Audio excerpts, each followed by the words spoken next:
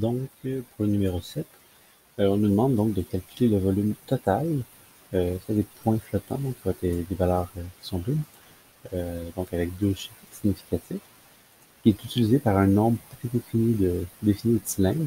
On veut un nombre entier, donc on voudrait qu'il y ait entre 0 et 100 nombres entiers qu'on peut modifier. D'un diamètre donné, donc va être en point flottant à deux chiffres significatifs, et d'une hauteur donnée, également donc en point flottant, et à deux chiffres significatifs. Donc, ça, tu peux ajouter ici. Ensuite, on va aller dans la vue, on va fermer le numéro 6, c'est plus facile. Enregistrer. Et on va également donc faire fichier nouveau VU. On peut tout enregistrer, donc soit fichier enregistré ou CTRL S, c'est plus rapide. Je vais appeler numéro 7. Et ensuite, créer ça fait ici, l'ABSC pour le diagramme, même chose pour l'explorateur de projet. Donc, on va avoir un volume total, donc on va faire un indicateur numérique, c'est ce qu'on veut calculer, donc le volume total, l'indicateur, et à part de les autres, c'est toutes des commandes, donc un nombre prédéfini de cylindres, donc on va être un numérique, donc c'est notre nombre de cylindres, nombre de cylindres. Ensuite, je vais le modifier après, c'est là si on veut un nombre entier non signé. Ensuite, d'un diamètre donné, donc je vais tout de suite faire une copie de ça. Je vais appeler ça diamètre.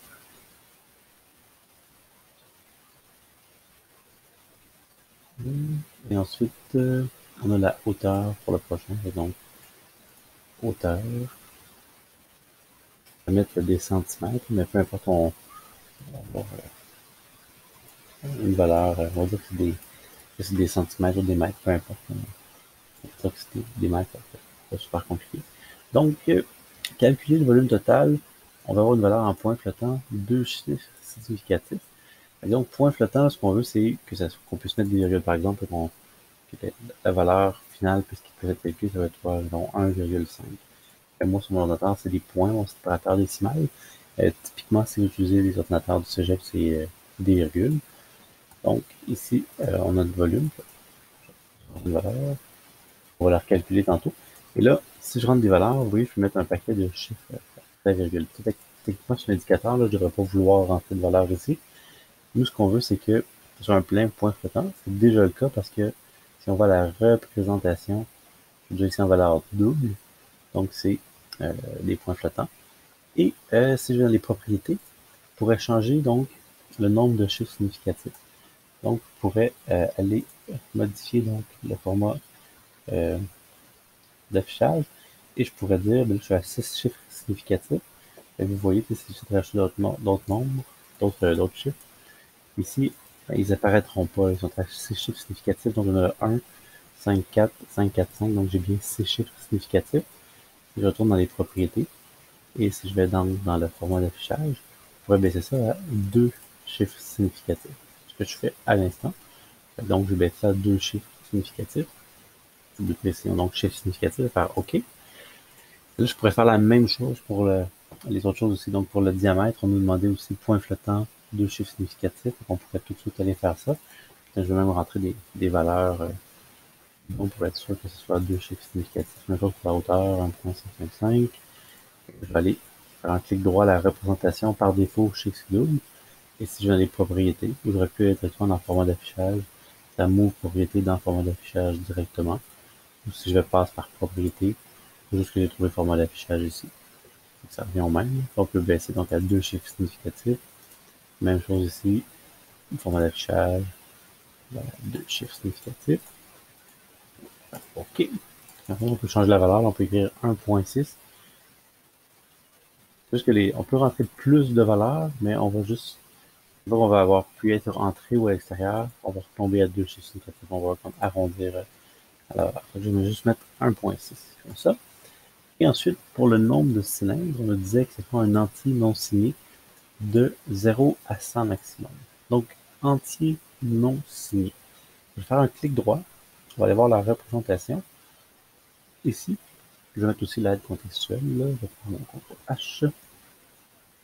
suis dans ma représentation. Ah non, je sens que ça va être pas pour la représentation, désolé.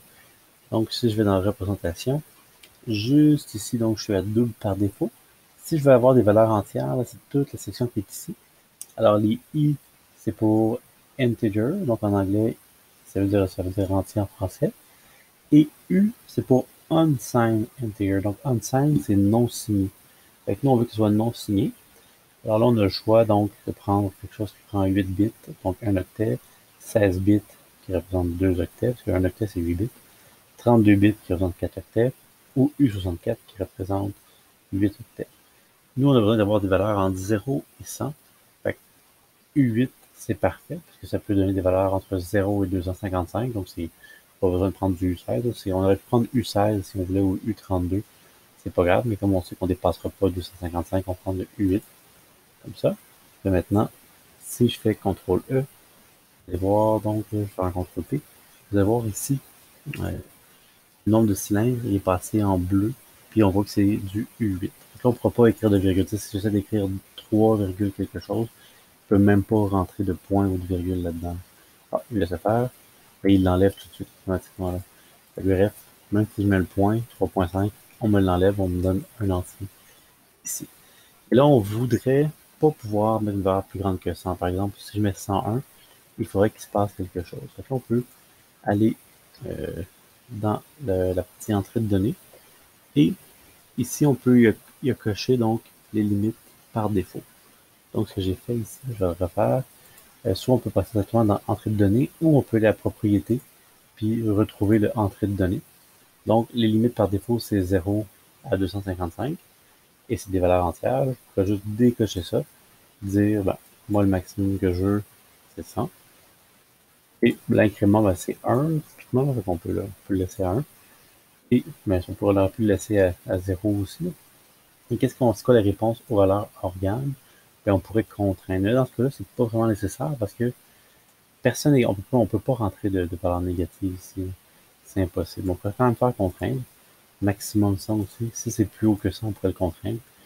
Puis, comme on peut pas mettre de virgule aussi, ben, ça change rien, mais on pourrait quand même le faire arrondir au plus proche. Si on avait par exemple des valeurs flottantes, ça sert à rien dans notre cas, mais si on avait une valeur flottante, puis on avait des incréments de 0.5, je ne laisse même pas le mettre, 0.5, ben on pourrait le forcer donc à arrondir à chaque point 5. Mais dans le cas, on aurait pu le laisser, on peut le laisser à 1 puis ignorer. Puis contraint, lui, n'est pas nécessaire. En fin de compte, je vais vous montrer là. On peut même pas comme rentrer le symbole moins. Je tape présentement sur le moins, je ne peux pas écrire de moins là-dedans. C'est sûr que le plus petit que je peux mettre, c'est 0. Je ne peux pas mettre moins 1. Donc si je mets, mettons, 100, 120, puis je fais entrer, vous voyez, il ramène à 100 automatiquement. C'est impossible pour moi de, mettons, je mets 255, il ramène à 100.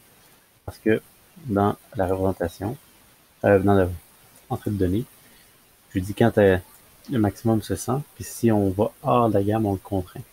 Ici, le minimum, j'ai mis à 0, mais je le contrains pas.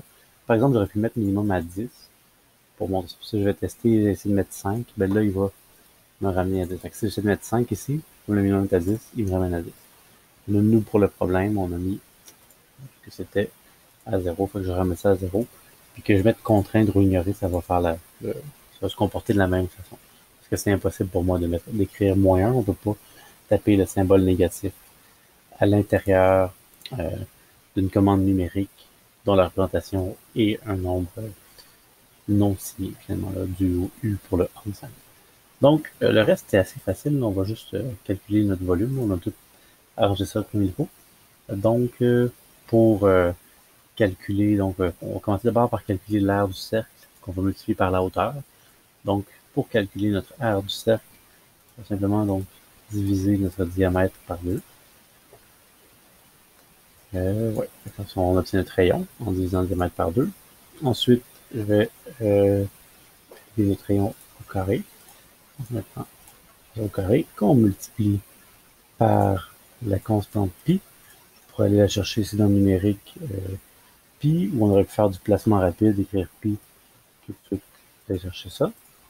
Donc, si on regarde bien ça, donc j'ai le diamètre divisé par 2 qui est le rayon, qu'on élève au carré, donc ça fait R2, qu'on multiplie par pi, donc ça nous fait l'aire du cercle. Donc, et pour multiplier, pour avoir le volume donc de notre cylindre, on prend l'air de la base multiplié par la hauteur, donc on va remultiplier. Je fais une copie de ça, fait que j'ai appuyé sur CTRL et j'ai glissé deux fois, ou vous auriez pu aller chercher une autre fonction pour la multiplication. On va multiplier ça. Donc maintenant, ici, j'ai le volume d'un cylindre, et si je veux avoir le volume d'un certain nombre de cylindres, je prends mon nombre de cylindres fois le volume de cylindres, et j'obtiens un volume total juste ici. Là, je peux calculer ça. Et là, par exemple, ça me donne 32, parce que j'ai juste deux chiffres significatifs. On ne pourrait pas avoir d'autres chiffres significatifs. Je vais 2 ici pour le cylindre, 6,4. On ne peut pas avoir d'autres valeurs. Si je vais changer l'affichage et que je montre le nombre de chiffres significatifs, on voit quand même qu'il y avait d'autres chiffres qui étaient possibles. Et on va juste l'arrondir à 2 pour le problème. Alors, c'est tout pour le numéro 7.